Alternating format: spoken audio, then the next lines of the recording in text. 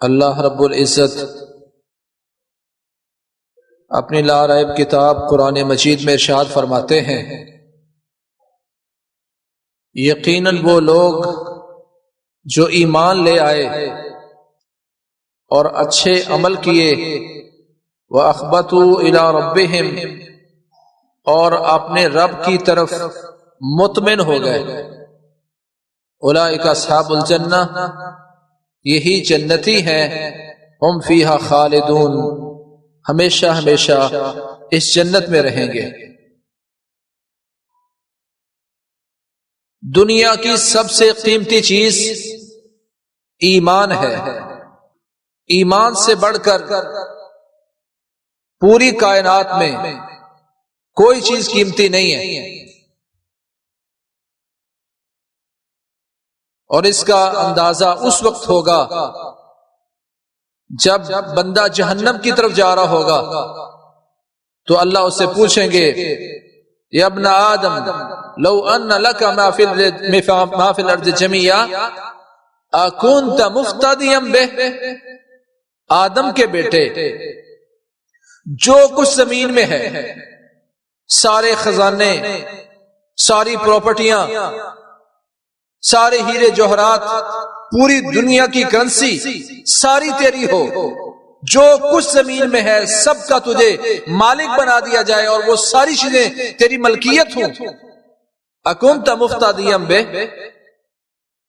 کیا وہ تو سارا کچھ دے کر فدیے کے طور پر دے کر اپنے آپ کو جہنم سے بچانا چاہتا ہے؟ یہ انسان کہے گا ہاں یا اللہ، دنیا جہان کی ساری چیز اگر میری ملکیت ہو تو میں سب کچھ دے کر اپنے آپ کو جہنم سے بچانا چاہتا ہوں۔ اللہ فرمائیں گے کذبت، تو جھوٹ بول رہا ہے، تو جھوٹا ہے، جو کچھ بھی دنیا میں ہے سب کا تمہیں مالک بنا دیا جائے تو تجھ سے آج قبول نہیں کیا جائے گا، کیونکہ آج تیرے پاس ایمان موجود نہیں ہے، ایمان موجود نہیں ہے۔ اس سے سمجھ یہ آتی ہے کہ دنیا جہان کی ساری چیزیں ایک طرف اور ایمان کا ایک ذرہ جو نظر نہیں آتا وہ ایک طرف ہو تو ساری دنیا ایمان کے ایک ذرے کے برابر بھی نہیں ہے۔ اور یہی رسول اللہ صلی اللہ علیہ وسلم نے ارشاد فرمایا، میری امت کے لوگ ایمان والے مسلمان قرب قیامت ان کی حالت یہ ہوگی، یبیع دینہ بعرض من الدنیا، کہ مسلمان مومن دنیا کی خاطر اپنے ایمان کا سودا کر لے گا، ایمان بیچے گا، دین بیچے گا، دنیا لے کے آئے گا۔ اس لیے فرمایا بادروا بالاعمال فتنا، اپنے اعمال میں نیکیوں میں تیزی کر لو، جلدی کر لو، محنت کر لو، ایمان اتنا مضبوط کر لو کہ دنیا کی بڑی سے بڑی چمک بھی تمہارے ایمان کو لے نہ ڈوبے۔ ہم سبھی سمجھتے ہیں ہم مومن ہیں، ہم میں ایمان ہے، لیکن میرے بھائیو افسوس سے کہتا ہوں کہ ہم میں اکثر لوگ نہ تو ایمان کی تعریف جانتے ہیں اور نہ انہوں نے ایمان کو سیکھا۔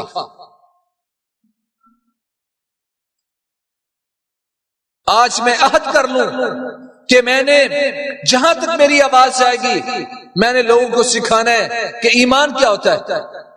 حضرت جندب بن عبداللہ رضی اللہ تعالیٰ عنہ فرماتے ہیں، سنن ابن ماجہ کی روایت ہے، کہتے ہم پیارے پیغمبر محمد کریم صلی اللہ علیہ وسلم کے ساتھ رہا کرتے تھے، نوجوان تھے، ہم عمر تھے، ہم پیارے پیغمبر کے ساتھ رہا کرتے تھے، فتعلمنا الایمان قبل ان نتعلم القرآن ثم تعلمنا القرآن فازددنا به ایمانا، ہم نے پیارے پیغمبر کے ساتھ رہتے ہوئے قرآن سیکھنے سے پہلے ایمان سیکھا، تعلمنا الایمان قبل ان نتعلم القرآن، قرآن سیکھنے سے پہلے ہم نے ایمان سیکھا، ثم تعلمنا القرآن، پھر ہم نے قرآن سیکھا، پہلے ایمان سیکھا پھر قرآن سیکھا، فازددنا به ایمانا، پھر وہ قرآن پڑھ پڑھ کے اپنے ایمان میں اضافہ کیا۔ آج ایک ہندو، عیسائی، سکھ، مجوسی یا دنیا کا کوئی کافر مسلمان ہونا چاہتا ہے، آپ اس کو مسلمان بنانا چاہتے ہیں، کیسے بنائیں گے؟ صرف اگر آپ نے اس کو کلمہ پڑھا دیا تو آپ نے اسلام کے ارکان میں سے ایک رکن اس کو سکھایا ہے، ابھی وہ پورا مسلم بھی نہیں ہوا، ایمان تو بڑی دور کی بات ہے۔ اس نے کلمہ پڑھ لیا اور آپ سے پوچھنا شروع کر دیا کہ بھائی آپ نے یہ دین اسلام کہاں سے سیکھا؟ یا دنیا میں مسلمانوں میں کئی فرقے اور مذاہب ہیں، کئی راہیں بن گئی ان کی، کئی فرقے بن گئے، مجھے کوئی ایسی چیز بتا دو جس پر ساری امت کا اتفاق ہو۔ آپ کہیں گے قرآن۔ اگر وہ نیا مسلمان، نو مسلم آپ سے پوچھ لے کہ تو مجھے دعوت دے رہا ہے کہ قرآن، وہ اس پر پوری امت کا اتفاق ہے، تو وہاں سے ایمان سیکھو اور دین سیکھو، تو آپ نے کیا اس قرآن سے ایمان سیکھا ہے؟ کیا آپ مسلمان ہوئے اور آپ کی تربیت ہوئی ہے تو اس قرآن کی وجہ سے ہوئی ہے؟ تو میرا جواب کیا ہوگا؟ صحابہ فرماتے ہیں ہم پیارے پیغمبر کے ساتھ رہا کرتے تھے، فَتَعَلَّمْنَا الْإِيمَانَ قَبْلَ أَن نَتَعَلَّمَ الْقُرْآنَ، قرآن سیکھنے سے پہلے ہم نے ایمان سیکھا۔ ثم تعلمنا القرآن، ترتیب بتائی صحابہ نے، ثم ترتیب کے لیے ہوتا ہے، پہلے قرآن، پھر پہلے ایمان سیکھا، پھر قرآن سیکھا۔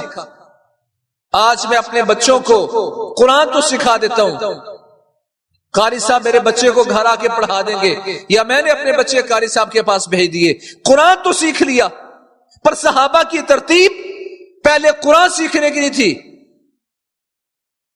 پہلے ایمان سیکھا، ثم تعلمنا القرآن، پھر قرآن سیکھا، پھر کیا کیا؟ فَازْدَدَدْنَا بِهِ ایمانا، پھر قرآن پڑھ پڑھ کے اس قرآن میں سے اپنے آپ کو تلاش کر کر کے اپنے ایمان میں اضافہ کیا۔ لَقَدْ أَنزَلْنَا إِلَيْكُمْ كِتَابًا فِيهِ ذِكْرُكُمْ أَفَلَا تَعْقِلُونَ، اللہ فرماتے ہیں مسلمانوں ہم نے تمہیں ایک کتاب دی ہے، فِيهِ ذِكْرُكُمْ، ہم نے تمہاری طرف ایک کتاب نازل کی ہے، فِيهِ ذِكْرُكُمْ، اس قرآن میں تمہارا ذکر موجود ہے، افلا تعقلون، سمجھ نہیں ہے تمہیں، عقل نہیں ہے تمہیں؟ اللہ ہمیں کہہ رہا ہے کہ تمہاری طرف کتاب نازل کی ہے، فِيهِ ذِكْرُكُمْ۔ اللہ کی قسم میں نے محدثین کے کئی واقعات پڑھے، وہ قرآن کی آیت پر رکتے، کہتے اس قرآن میں اللہ مجھ سے مخاطب ہے، قرآن کی اس آیت، یہ آیت بھی میرے بارے میں ہے، یہ آیت بھی میرے بارے میں ہے۔ دنیا میں کوئی انسان ایسا نہیں ہے جس کا ذکر قرآن میں موجود نہ ہو، سب کا موجود ہے، گناہ گار کا ذکر موجود ہے، فاسق و فاجر کا موجود ہے، ایمان والے مومن کا موجود ہے، سبھی کا ذکر قرآن میں موجود ہے۔ ہم نے آج تک اپنے آپ کو قرآن میں تلاش ہی نہیں کیا۔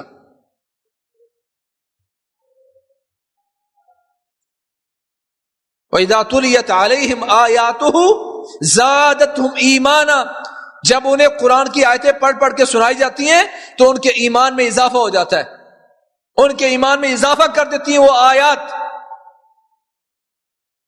قرآن پڑھتا ہوں، سنتا ہوں، ایمان میں اضافہ نہیں ہو رہا، کیوں؟ یہ ایمان والے کی علامت تھی کہ قرآن سے پہلے ایمان سیکھتا، پھر کہتا کہ ایمان کیا ہوتا ہے، تلاش کرتا کہ میں مومن ہوں کہ نہیں۔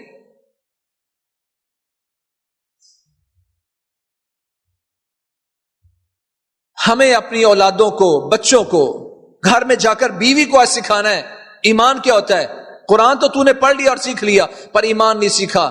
اپنے چھوٹے بچوں کو جب وہ بولنا سیکھیں، سن شعور کو پہنچیں، تو ان کو سکھانا لازمی ہے کہ بیٹا ایمان 3 چیزوں کا نام ہے، قول، تصدیق اور عمل۔ زبان سے کلمہ پڑھنا، دل سے اس کی تصدیق کرنا، اور عملوں سے ثابت کرنا کہ میں مومن ہوں۔ 3 چیزوں کا نام ایمان ہے، قول، تصدیق اور عمل۔ چھوٹے بچوں کو سکھانا شروع کر دیں، قول، تصدیق، عمل، وہ سیکھے گا، پھر اس کے بعد سمجھے گا کہ قول سے کیا مراد ہے، تصدیق سے کیا مراد ہے، عمل سے کیا مراد ہے، زندگی کے مختلف مراحل میں وہ چیزیں سیکھے گا۔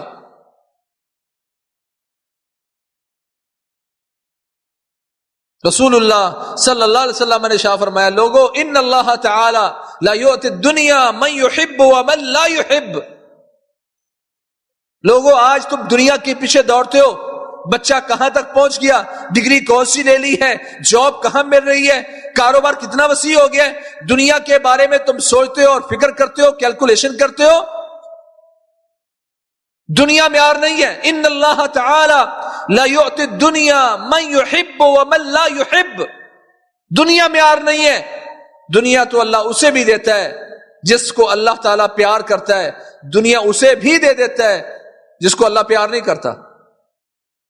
کافر کو بھی اللہ دنیا دیتا ہے۔ فرعون قارون کے پاس، حامان کے پاس، دنیا کے بڑے بڑے تاجروں کے پاس جو کافر ہیں، یہودی ہیں، مسلمانوں سے زیادہ امیر ہیں، اللہ تعالیٰ دنیا اسے بھی دیتا ہے جو ایمان والے ہیں، اللہ کے محبوب ہیں، اور اللہ دنیا اسے بھی دیتا ہے جو اللہ کے محبوب نہیں ہے، کافر ہیں۔ وَلَا يُعْتِ الْإِيمَانَ إِلَّا مَنْ أَحَبَّ۔ پر اللہ ایمان صرف اسے نصیب کرتا ہے جس کو اللہ تعالیٰ اپنا محبوب بنا لیتا ہے۔ دنیا ہر کسی کو نصیب ہو سکتی ہے یا اکثر کو نصیب ہو سکتی ہے، پر ایمان صرف اسے نصیب ہوگا جسے اللہ اپنا محبوب بنا لے۔ یہاں مجھے سوچنا ہے کہ کیا مجھے میرے رب نے محبوب بنا لیا؟ اگر میں ایمان والا بن گیا ہوں تو کبھی اس ایمان کی فکر کی؟ حضرت معاذ بن جبل رضی اللہ تعالیٰ عنہ، ان کے پاس سے کوئی شخص گزرتا تو اس کو بازو سے پکڑتے، کہتے اجلس بنا نؤمن ساعہ، بھائی ہمارے ساتھ بیٹھو، تھوڑی دیر کے لیے ہمارے ساتھ مجلس کرو، نؤمن ساعہ، تاکہ تھوڑی دیر کے لیے ہم مومن بن جائیں۔ کون؟ معاذ بن جبل رضی اللہ تعالی عنہ۔ ساتھیوں کو پکڑ پکڑ کے بٹھا رہے ہیں، میرے ساتھ بیٹھو، کوئی قرآن کی آیت پڑھو، کوئی حدیث سناؤ، کوئی مجھ سے سنو، تاکہ ایمان بڑھ جائے، ہم تھوڑی دیر کے لیے مومن بن جائیں۔ آپ اپنے دماغ پر غور کریں، کتنا عرصہ پہلے آپ نے کسی کو فون کر کے کہا، آپ نے کسی کو کہا کہ کوئی میسج کرو، یا کسی عالم طالب علم کو کہا بیٹھو میرے ساتھ، کوئی واقعہ سناؤ، قرآن کی کوئی آیت پڑھو، پیارے پیغمبر کی کوئی حدیث سناؤ تاکہ ایمان بڑھ جائے؟ میرا ایمان صحابہ سے بڑا نہیں ہے، ان کا ایمان ہمارے لیے معیار اور دلیل ہے۔ جن کا ایمان ہمارے لیے دلیل ہے ان کی کیفیت کیا ہے؟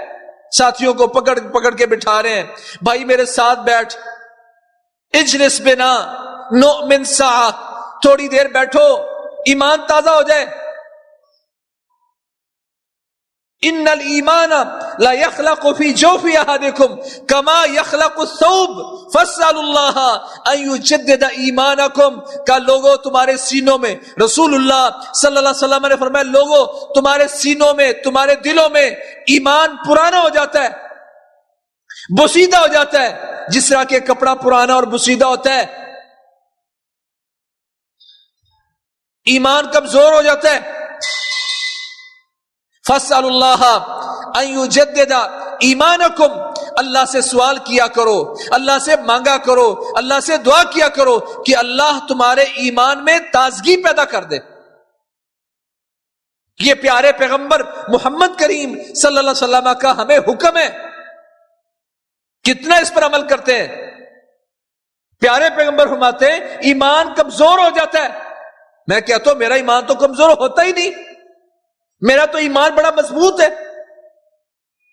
ابن ابی ملیکہ رحمہ اللہ، صحیح البخاری کتاب الایمان میں ان کا فرمان موجود ہے، کہتے ادرکت 30 من اصحاب النبی صلی اللہ علیہ وسلم کلهم یخاف النفاق علی نفسه۔ کہتے میں 30 صحابہ کو ملا ہوں، 30 صحابہ کو، کلهم یخاف النفاق علی نفسه، میں 30 کے 30 صحابہ کو دیکھتا تھا کہ وہ 30 کے 30 صحابہ اس بات سے ڈرتے رہتے تھے کہیں ہمارے ایمان میں نفاق نہ آ جائے، کہیں ہم منافق نہ بن جائیں۔ کون ڈر رہے ہیں؟ صحابہ کرام۔ فَإِنْ آمَنُوا بِمِثْلِ مَا آمَنْتُمْ بِهِ فَقَدْ اهْتَدَوْا۔ اے میرے نبی کے صحابہ، بعد میں آنے والے لوگ تم جیسا ایمان لائیں گے تو تب جا کے ہدایت یافتہ ہو جائیں گے۔ جن کے ایمان ہمارے لیے معیار اور دلیل تھے ان کی حالت کیا ہے؟ کلہم یخاف النفاق علی نفسہ۔ کہتے 30 صحابہ کو ملا ہوں، 30 کے 30 صحابہ اس بات سے ڈرتے رہتے تھے کہیں ہم منافق نہ بن جائیں۔ اس حال میں ماشاءاللہ اچھی خاصی تعداد ہے، کوئی ایک بندہ ہاتھ اٹھا کے کہہ دے کہ مجھے بھی ڈر ہوتا ہے کہ میں منافق نہ بن جاؤں، مجھے بھی پتہ لگتا ہے کہ شاید میرے ایمان میں نفاق آ رہا ہے۔ ہم نے کبھی خوف ہی محسوس نہیں کیا کہ ہمارے ایمان میں بھی نفاق آ سکتا ہے۔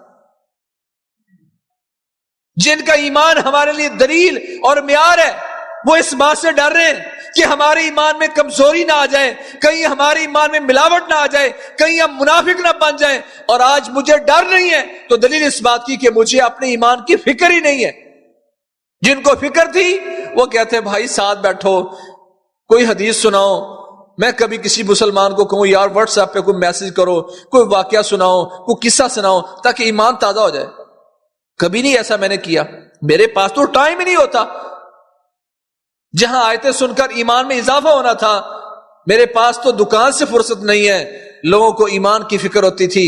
حضرت عبداللہ بن مسعود رضی اللہ عنہ کو ساتھی کہتے ہیں اے عبداللہ، ہم چاہتے ہیں کہ آپ جمعرات کی جمعرات ہمیں درس دیتے ہیں، ویکلی درس دیتے ہیں، روزانہ درس دیا کرو۔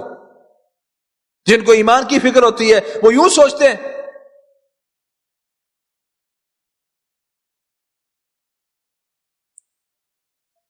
کہیں ہم منافق نہ ہو جائیں، یہ ڈر رہتا تھا ایمان والوں میں۔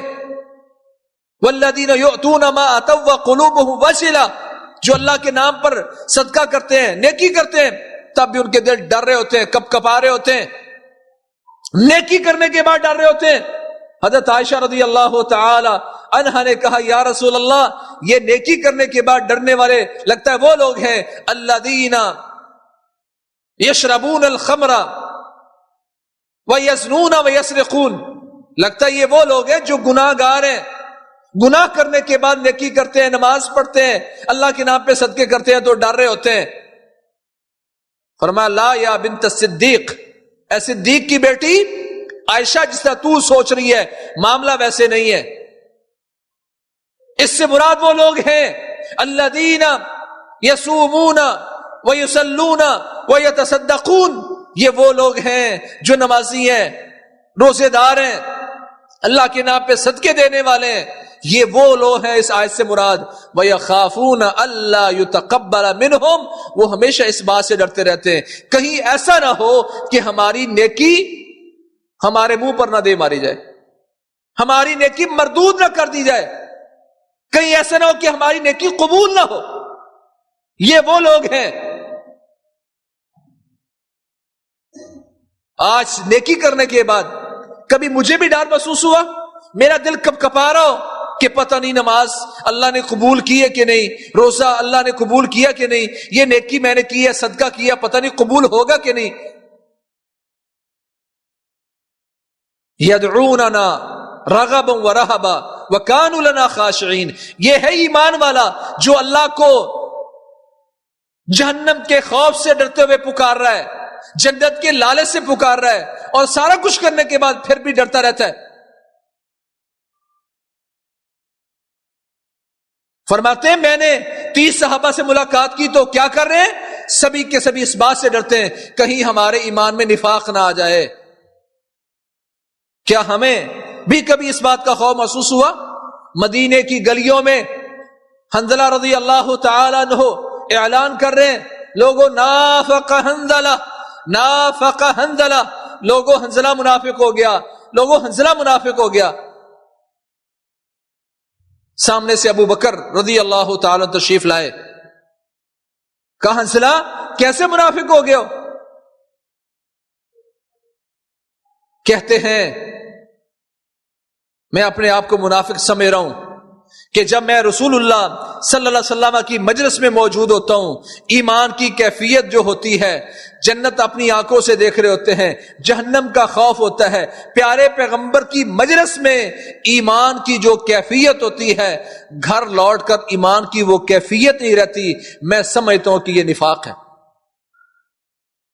یہ نفاق نہیں تھا، یہ احساس ہے کہ مسجد میں جو میرے ایمان کی کیفیت ہے، کیا گھر میں جا کر، دکان پہ جا کر بھی ایمان کی کیفیت وہی ہے؟ رمضان میں جیسا ایمان بوسٹ اپ ہو چکا تھا، کیا شوال میں بھی اس کی کیفیت برقرار رہی؟ ان صحابہ میں احساس تھا کہ کہیں ایمان کا لیول پیارے پیغمبر کے پاس کچھ اور ہو اور گھر جا کر کچھ اور ہو جائے تو یہ لیول برقرار نہ رکھنا یہ نفاق ہے۔ یہ احساس تھا، حالانکہ نفاق نہیں ہے، تو ہم میں تو یہ احساس بھی نہیں ہے۔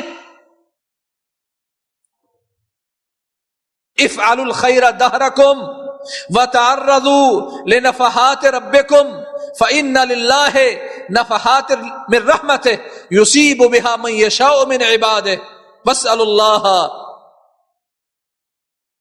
ان یستر عوراتکم وان یؤمن روآتکم۔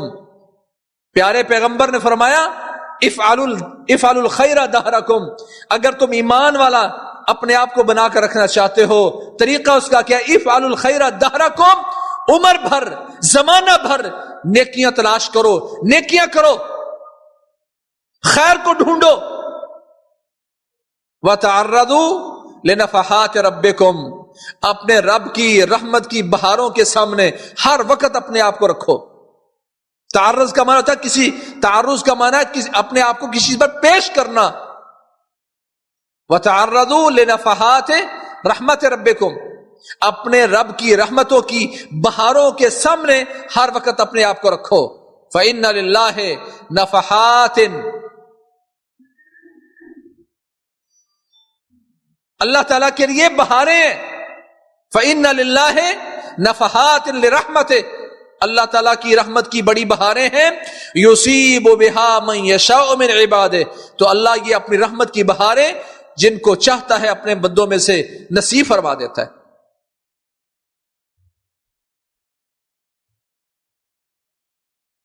تم اپنے آپ کو اللہ کی رحمت کی بہاروں کے سامنے پیش رکھو، تیار رکھو، ہر وقت اس کے سامنے رہو۔ کیسے رہو گے؟ افعلوا الخیر دہرکم، جب ایمان کی فکر کرتے ہوئے ہر وقت خیر کو تلاش کرو گے، نیکی کو تلاش کرو گے، ایمان مضبوط رہے گا، اللہ کی رحمت کی بہاروں کے سامنے رہو گے۔ اور کہا واسألوا اللہ ان یستر عوراتکم، جب یوں نیکیاں کرتے رہو گے، ایمان کی فکر کرتے رہو گے، پھر اللہ سے سوال بھی کرتے رہو کہ اللہ تعالیٰ تمہارے عیبوں پر پردہ پوشی کرے۔ یہ اللہ تعالیٰ سے مانگنے کا حکم ہے، اللہ سے دعا کیا کرو کہ اللہ تمہارے عیبوں پر پردہ پوشی کرے۔ کچھ کر کے اللہ سے مانگو، اپنے آپ کو اللہ کی رحمتوں کے سامنے ہر وقت پیش رکھو اور پھر اللہ سے سوال کرو اور مانگو۔ کیا مانگنا ہے؟ کہ اللہ تمہارے عیبوں پر پردہ پوشی کر دے، وَأَن يُؤْمِنَ رَوْآتِكُمْ، اور تمہارے سارے خوف اللہ تعالیٰ تمہیں اسے بچا لے، امن میں تمہیں شامل کر دے، تمہیں بے خوف کر دے۔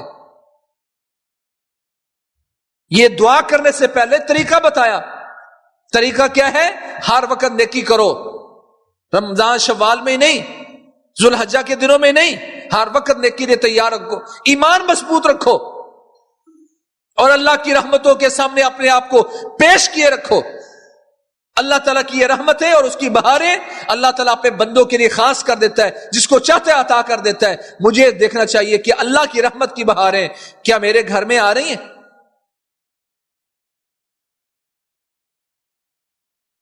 پھر کہا ساتھ اللہ سے مانگتے رہا کرو کہ تم انسان ہو، غلطیاں ہوتی ہیں،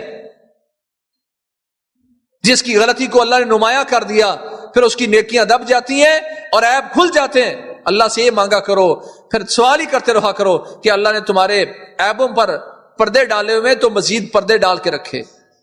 وَأَن يُؤْمِنَ رَوْآتِكُمْ، اور تمہارے جو نقصانات، پریشانیاں، خوف والی چیزیں اللہ تعالیٰ تمہیں اسے بے خوف کر دے، یہ اللہ سے مانگا کرو۔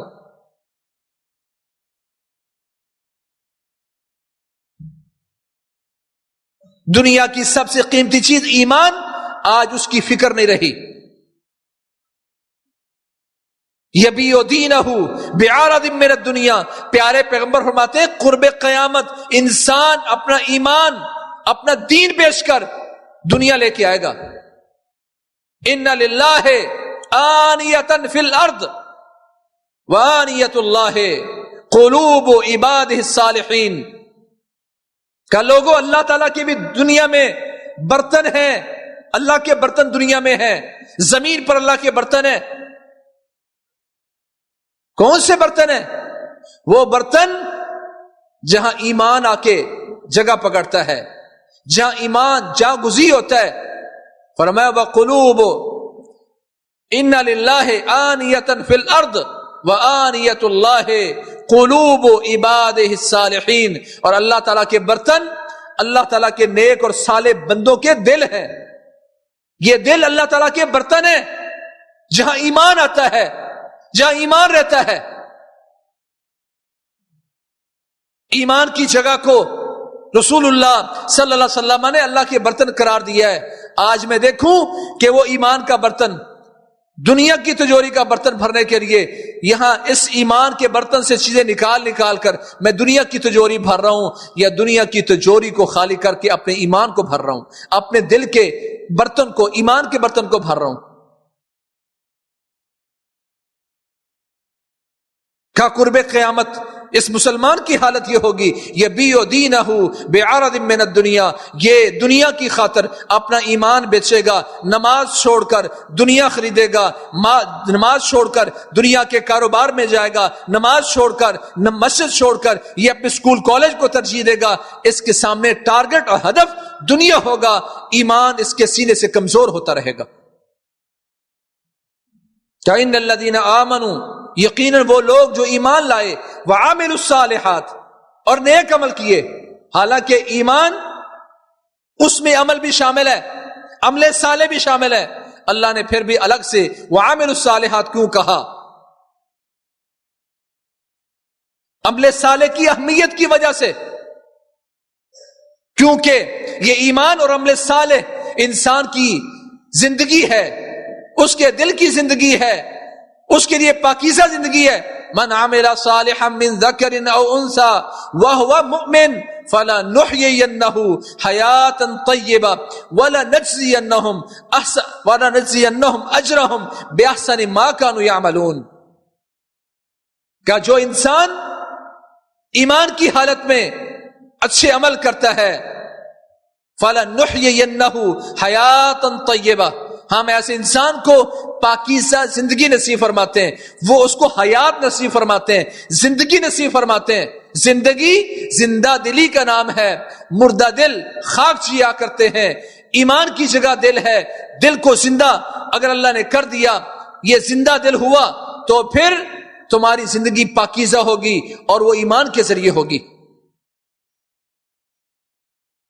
فرمایا فَلَنُحْيِيَنَّهُ حَيَاتًا طَيِّبَةً، اس انسان کو پاکیزہ زندگی نصیب فرمائیں گے.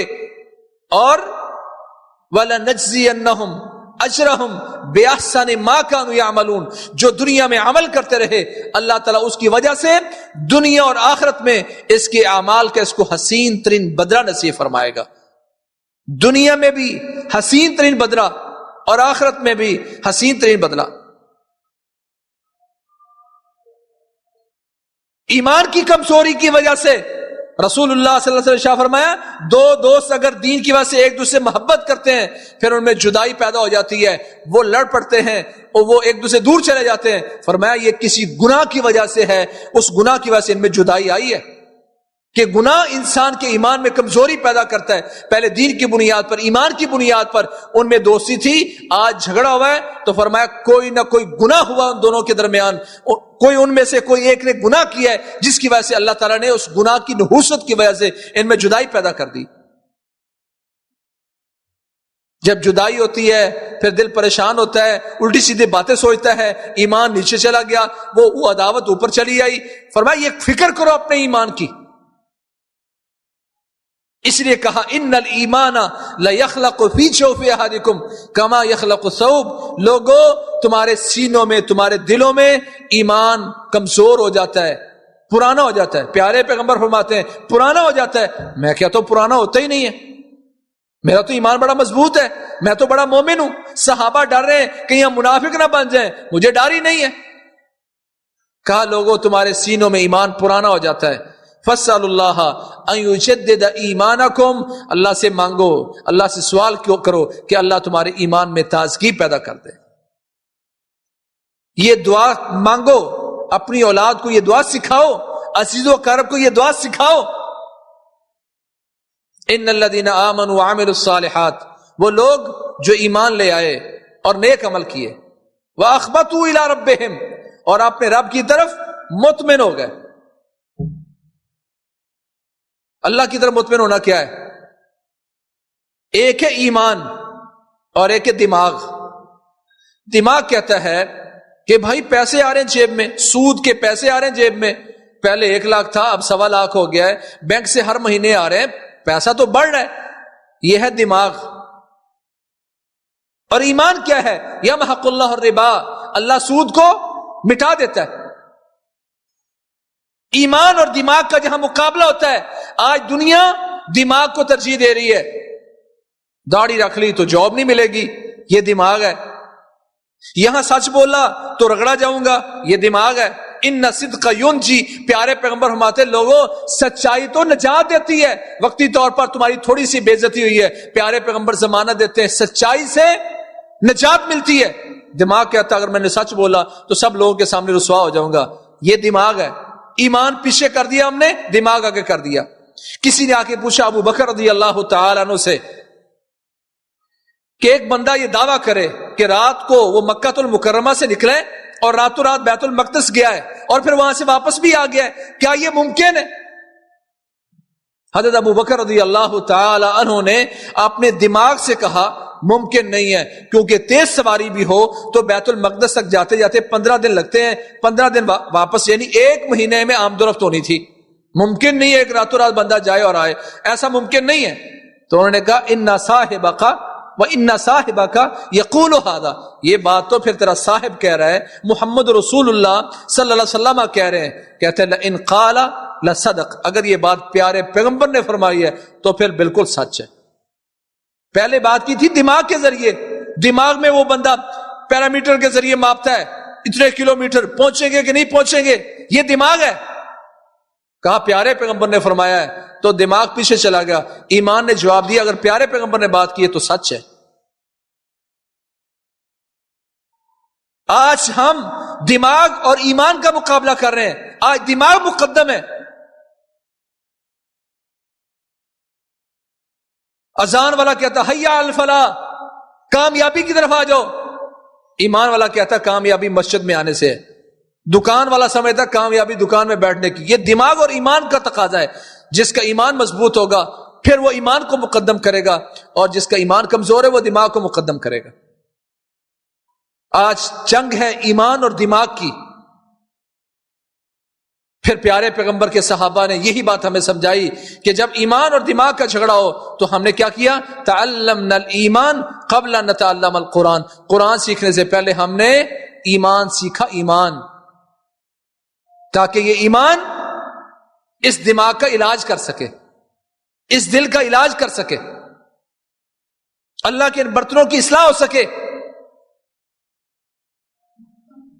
آج اسی ایمان کی فکر کرنا ہمارے ذمے تھا۔